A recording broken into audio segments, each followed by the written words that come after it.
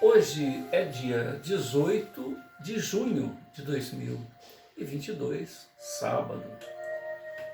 São 13 horas e 19 minutos em Franca, São Paulo, 20 graus.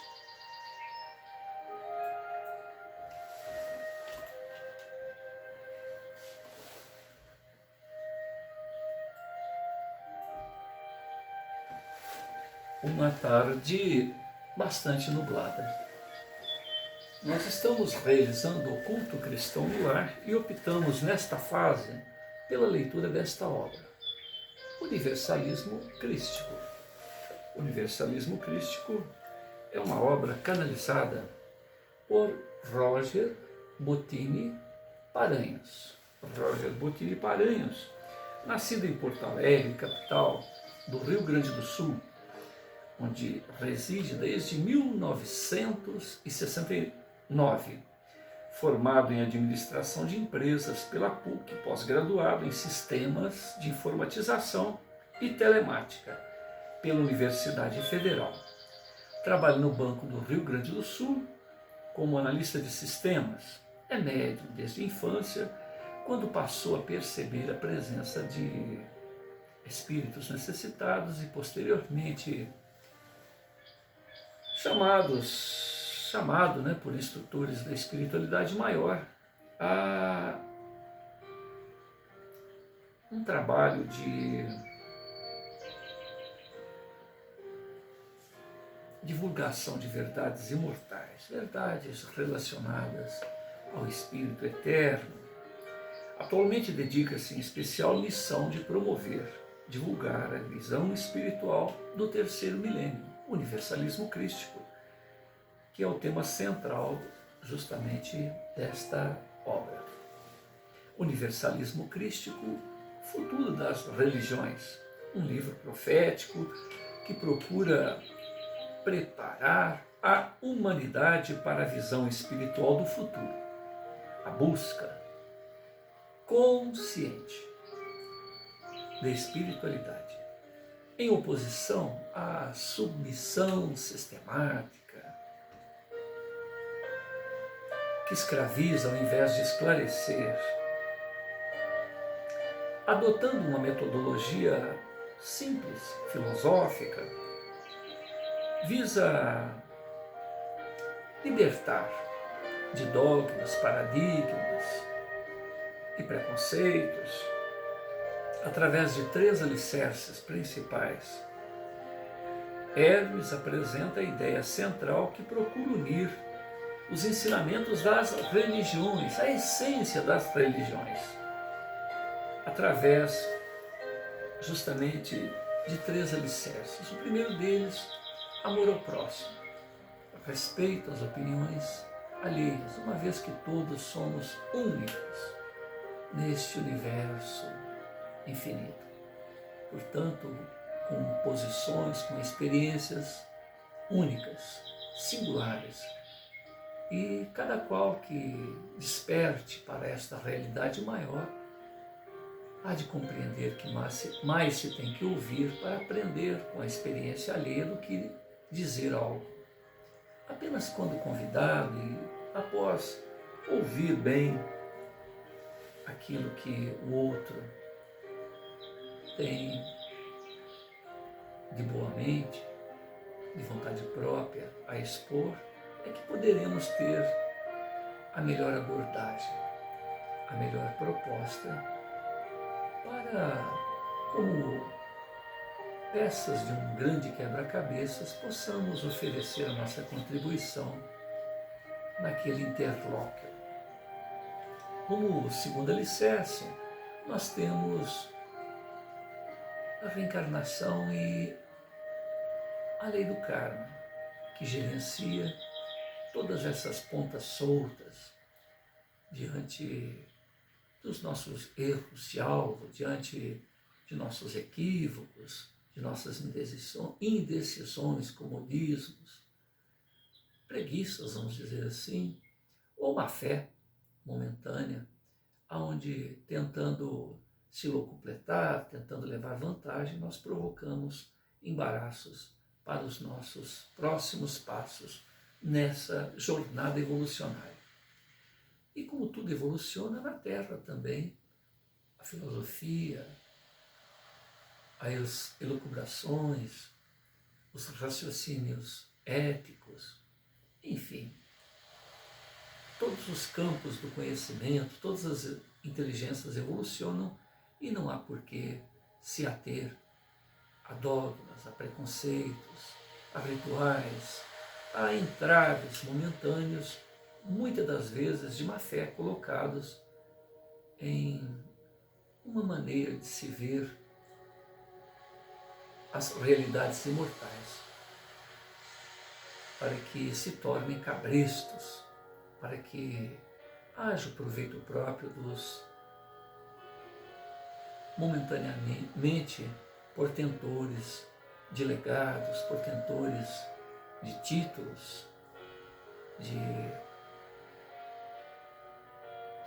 referências temporais em condições de pastores, padres, gurus, enfim, pessoas que muitas das vezes usam até mesmo de má fé, criam sistemas que nada tem a ver com a essência que fez surgir aquela lide espiritualista. Em meio a tudo isto, o terceiro alicerce do universalismo crístico é justamente acompanhar esse processo evolucionário do pensamento humano e das percepções humanas. Uma segunda parte, Hermes, através de Roger Bottini Paranhos, narra a ação dos precursores da nova era, a semelhança de João Batista, que anunciou a chegada do Emmanuel, do Cristo de Deus, através da pessoa de seu primo, 6 meses mais novo que ele, Yahshua Bar Yosef, Jesus, filho de José, que por 30 anos caminhou por aquelas paragens, aguardando o momento oportuno para apresentar o seu verbo e a sua experiência, a sua vivência, acima de tudo, do ministério do amar. Amar incondicionalmente a ponto de dizer que nos amemos, que nos seremos reconhecidos por muito nos amarmos e que a proposta é amar como Ele nos amou. E este desafio é secular. É um desafio à nossa compreensão dos lírios preceitos, do que é realmente o amor. Estamos nesta caminhada. E o amor é um empoderamento, não é um sentimento simplesmente.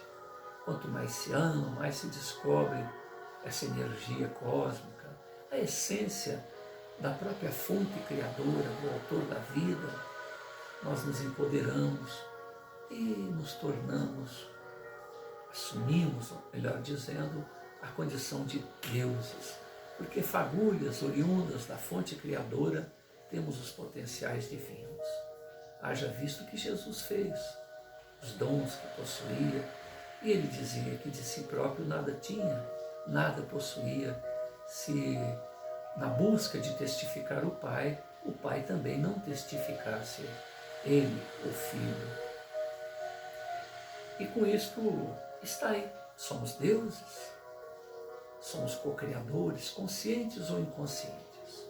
Através do nosso potencial, nós evolucionamos, desde os minerais, vegetais, animais, até atingir a humanidade, onde o desafio maior é justamente compreender a fraternidade, compreender a compaixão, compreender o amor acima de tudo. Em todas as faces que esta virtude se apresente, esta energia poderosa que nos capacita.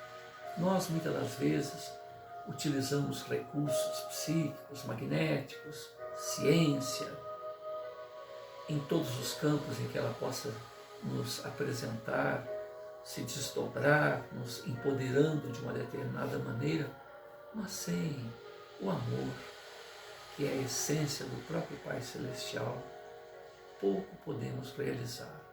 Basta uma prece para que nós outros, os demônios, nós outros, aqueles que nos acolhemos no proveito próprio, no egoísmo, possamos descobrir a nossa indigência. A semelhança de João Batista, a semelhança de Sócrates, que trouxe esses conceitos do amor, do amar, e da própria presença do embaixador dos céus, modelo e guia para a humanidade, que é o próprio Cristo de Deus, na figura de Jesus.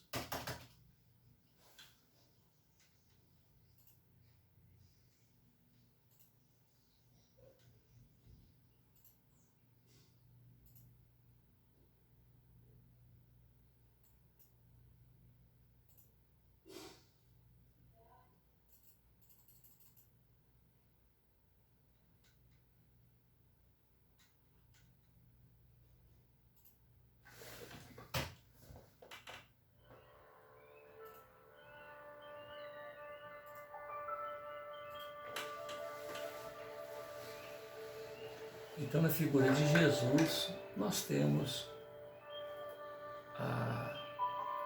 o Verbo que se fez carne, a razão de ser de nossa presença nesse orbe terreno.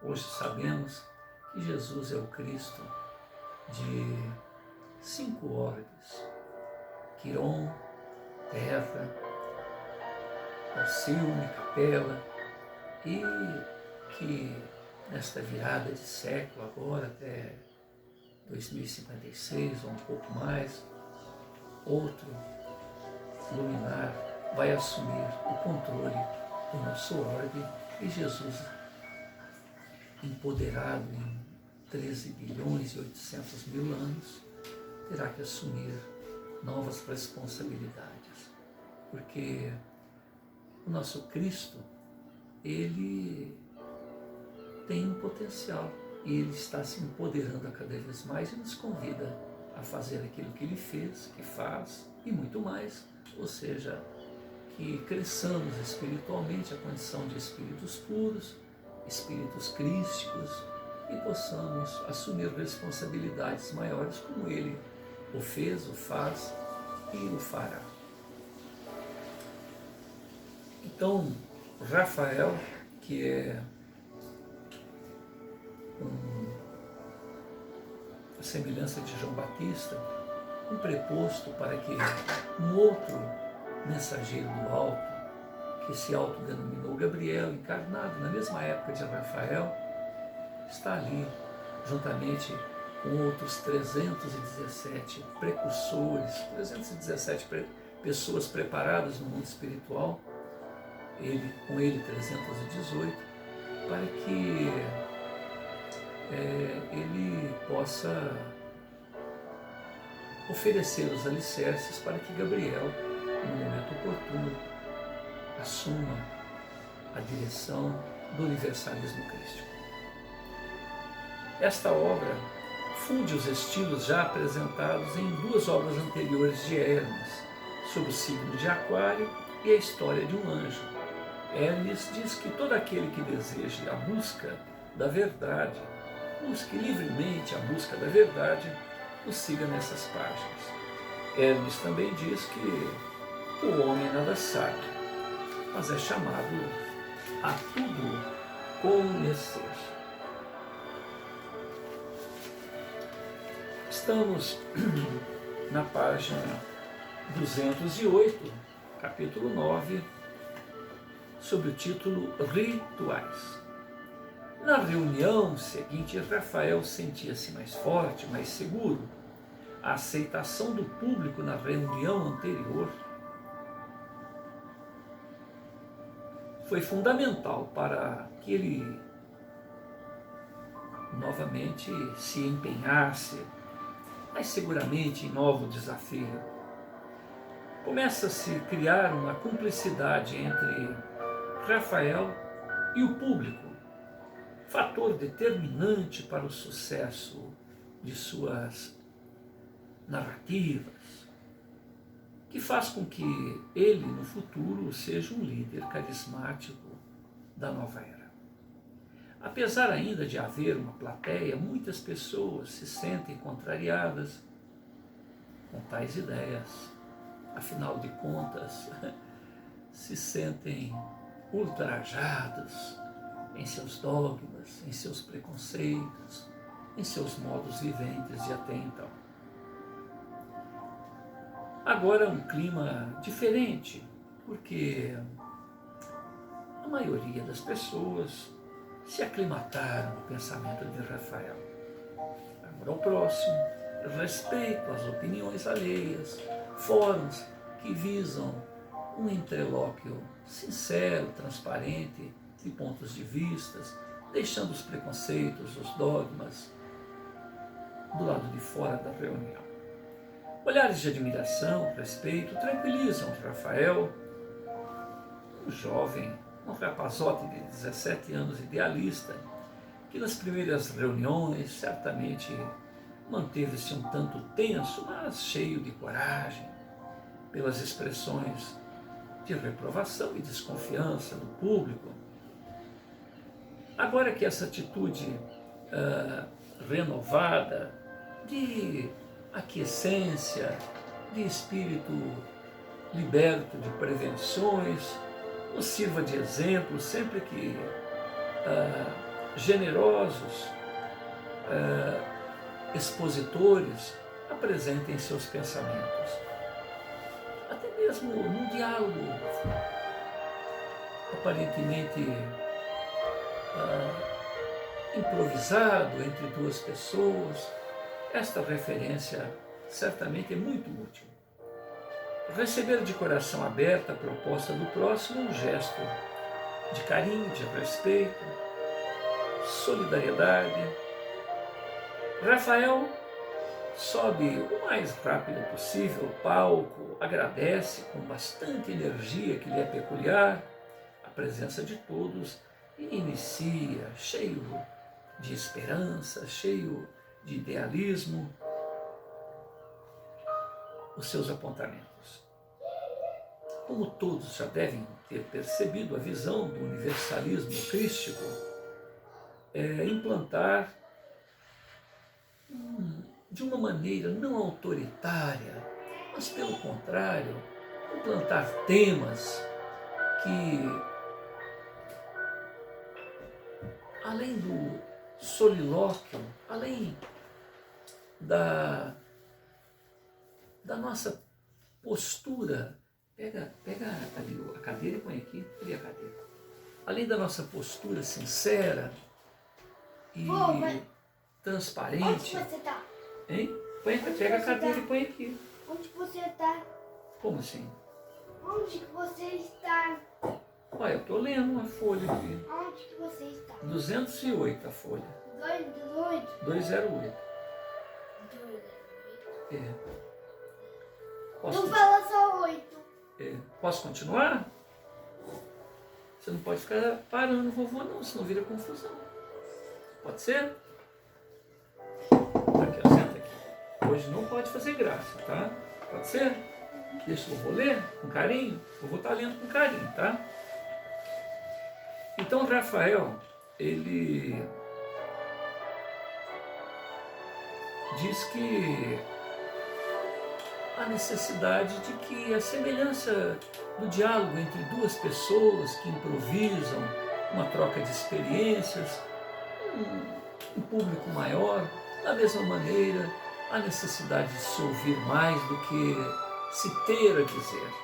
Ele ali na condição de expositor está apresentando temas que hão de surgir cada vez mais técnicas, métodos, oportunidades, diálogos, principalmente porque estamos na era da informática, na época dos e-mails, na época dos PDF, dos textos, onde se pode recolher apontamentos anteriores e apresentar novas perspectivas. Enfim, tem-se aí uma farta biblioteca e aproveitar-se-á aquilo que já está escrito através das eras, através de nomes renomados, de nomes reconhecidos por seu trabalho, por sua seriedade, e cada um de nós dar o seu pitacozinho neste tema, mas sempre com a intenção de um crescimento pessoal, nunca no sentido de impor uma filosofia, um ponto de vista, porque certamente essas descobertas são sempre pessoais, sempre individuais. O universalismo crístico é uma força que nasce do indivíduo e ele há de se espelhar, há de se irradiar no meio em que vive, neste aspecto de serenidade. Aliás,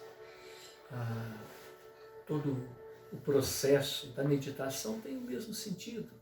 Na meditação, temos que aprender a ouvir os próprios pensamentos.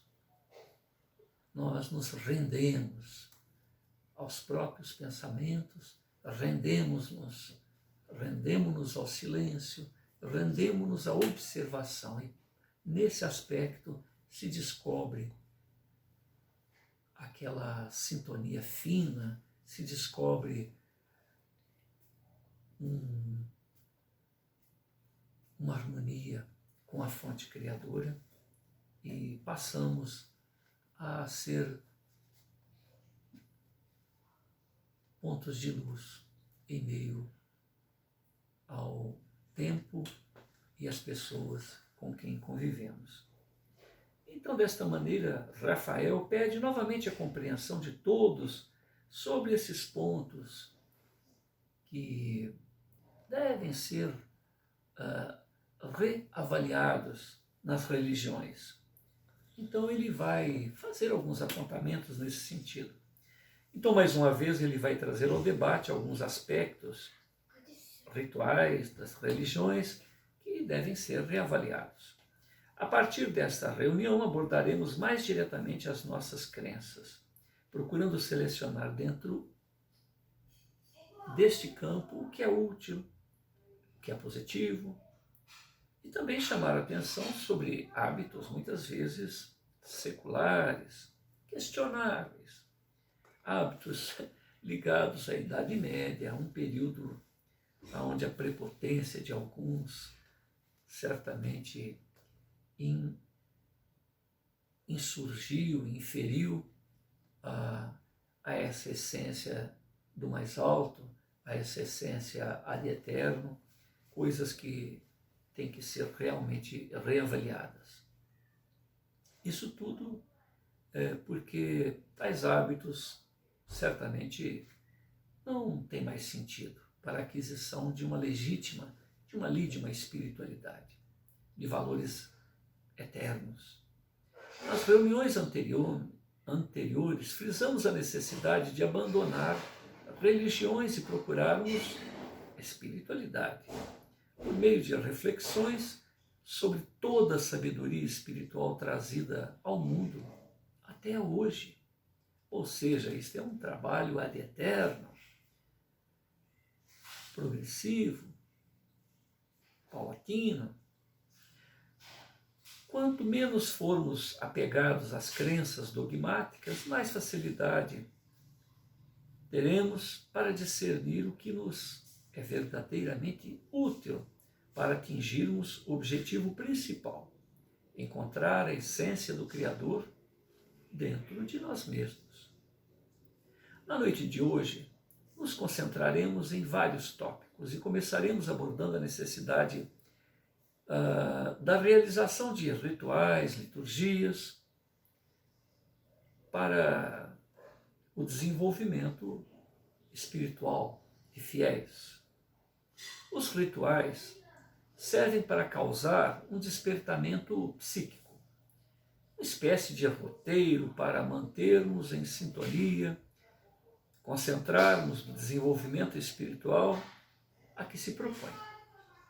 É uma forma de gravar, ao invés de um rito simbólico, um conjunto de exercícios espirituais a fim de provocar a evolução, a reflexão da alma.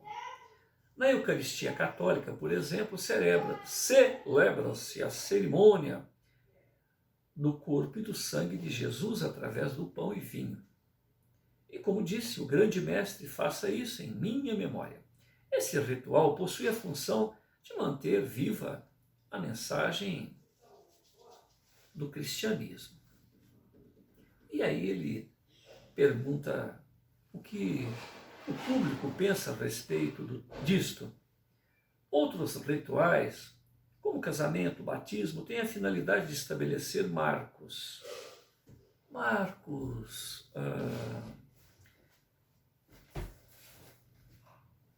de vida no fiel daquela líder religiosa através de um ritual simbólico de aceitação daquela nova etapa em suas jornadas.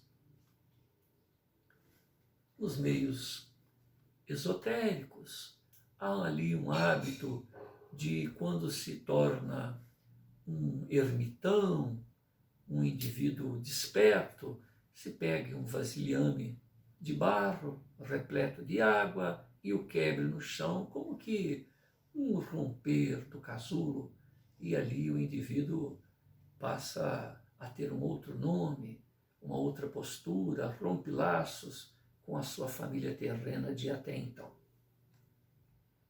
Outros, por exemplo, o casamento é um compromisso sagrado da união entre dois seres para constituir um relacionamento sério em que evoluirão e provavelmente gerarão descendência. Hoje em dia, hoje em dia, o som tá parando, né, Bernardo? Eu vou precisar trocar essa música, olha. Tá vendo? Uhum. Deixa sem música mesmo, senão a gente fica parando toda hora, né? Obrigado, viu? Senta aqui pertinho. Fica pertinho. Então, o casamento é um compromisso sagrado de união entre dois seres para constituir um relacionamento sério em que evoluirão e provavelmente gerarão descendência. Hoje em dia, o que vemos é somente uma grande pompa superficial, a tal ponto de, semanas depois, se dissolver casamentos faraônicos. A humanidade alienada se esquece de que a vida a dois exige tolerância, compreensão, resiliência, humildade. Muitos casamentos não passam do primeiro ano. Apenas uma união baseada no impulso, na paixão, no vislumbramento superficial. O casamento tornou-se um grande conto de fadas para o ego, salvo louváveis exceções. Apenas um ritual, sem reflexão, sem uma interiorização. Já no batismo o problema é tão grave quanto como exigir que uma criança aceite Jesus em sua vida se ela não tem condições de discernir. Ou a retirada do pecado original, pecado de outrem, incutido aos outros. Como nos dias de hoje, alguém pagar pelo crime de outrem, no Código Penal brasileiro, basta ver por procura de índice, é um crime se auto-incutir um crime. É um crime se auto-impor um crime para proteger um coração querido. Até a nossa legislação brasileira prevê esse tipo de crime. Quanto mais o Pai Celeste imputar um crime aos outros pelo pecado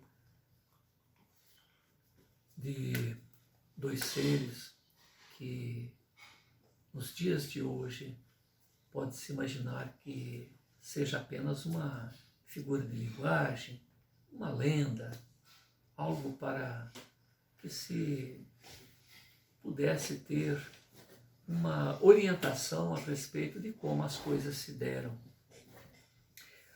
O batismo deveria ocorrer apenas quando o infante pudesse responder por si. As religiões que realizam, quando o jovem atinge na maioridade, certamente estão corretas.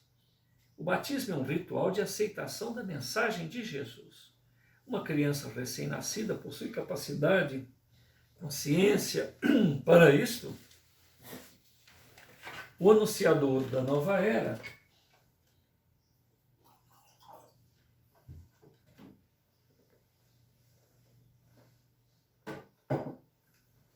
Rafael medita por alguns instantes e prossegue. Dentro das casas de Umbanda, até mesmo em casas espíritas, vemos ritos com a finalidade de despertar nos trabalhadores e no público em geral a fé para mobilizar energias curadoras, desobsessivas. Até aí, tudo bem. Então, por que discutir sobre rituais se estes são importantes ferramentas para promover o despertar dos fiéis? Dois motivos. O primeiro, porque infelizmente os rituais se tornaram mecânicos nos adeptos desta ou aquela lide religiosa. Muitos deles nem sabem para que serve este ou aquele rito. Fato que provoca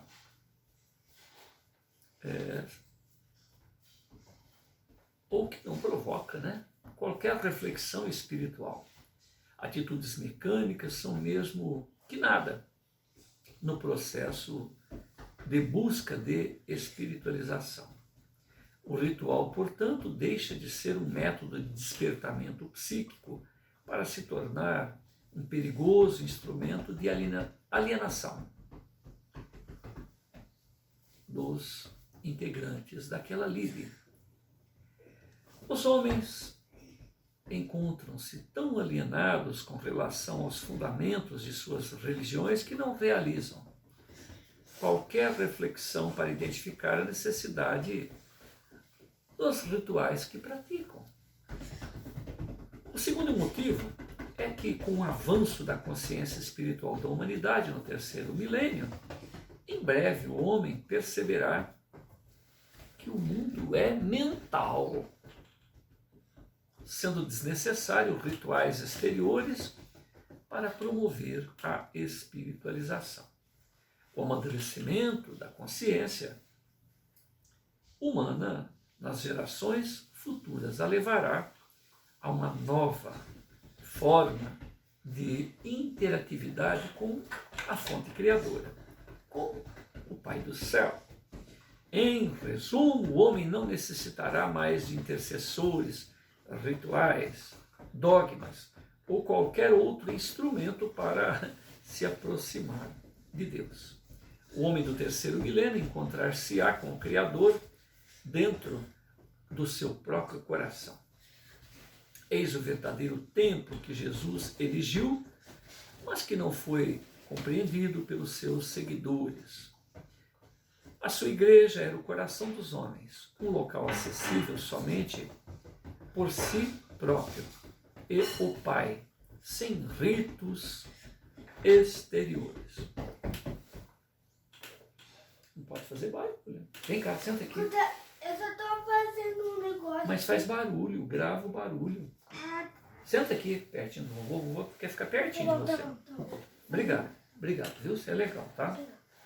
Olhando assim, percebemos mais uma vez que o cerne da conquista da espiritualidade está na busca da evolução espiritual. A necessidade de se melhorar deve estar acima das liturgias.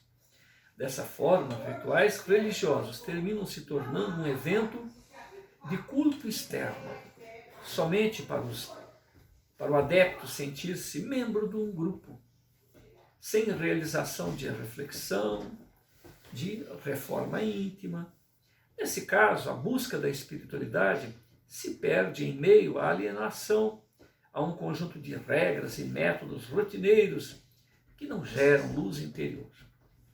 Uma forma bem clara de se entender isso são as orações. Aquele que realiza uma prece com as suas próprias palavras, em uma conversa íntima com Deus, está realizando em si próprio este diálogo com a fonte criadora, enquanto que o homem que realiza orações decoradas de forma mecânica, sem reflexão, apenas entorpece a expansão de sua consciência espiritual. Extensos rosários, com 150 Pais Nossos, Ave Marias, inevitavelmente levam ao entorpecimento dos fiéis, enquanto que uma conversa íntima com o autor da vida, com a fonte criadora, causa reflexões e despertamentos espirituais inimagináveis. Nós estamos à página 211, vamos continuar a partir daqui. Bernardinho, agora senta aqui pertinho do vovô. Aqui. Agora, Bernardinho, você faz a prece pro vovô, por favor?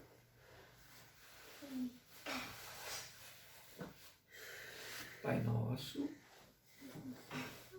Não, caprichado, tem que gravar o que você está falando. Pai, você faz.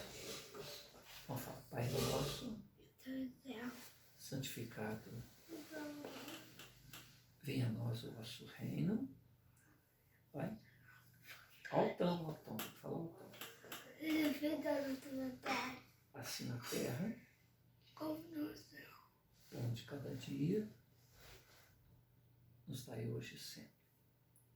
Obrigado por tudo, Senhor Jesus, pela oportunidade desse encontro, pelos embaraços naturais que decorrem do dia a dia de nosso lar, apesar de toda a cautela que temos, para que o melhor possa ocorrer, mas o plano certamente vem do mais alto. Muita paz a todos. Que o Senhor da vida nos abençoe em todos os momentos da vida.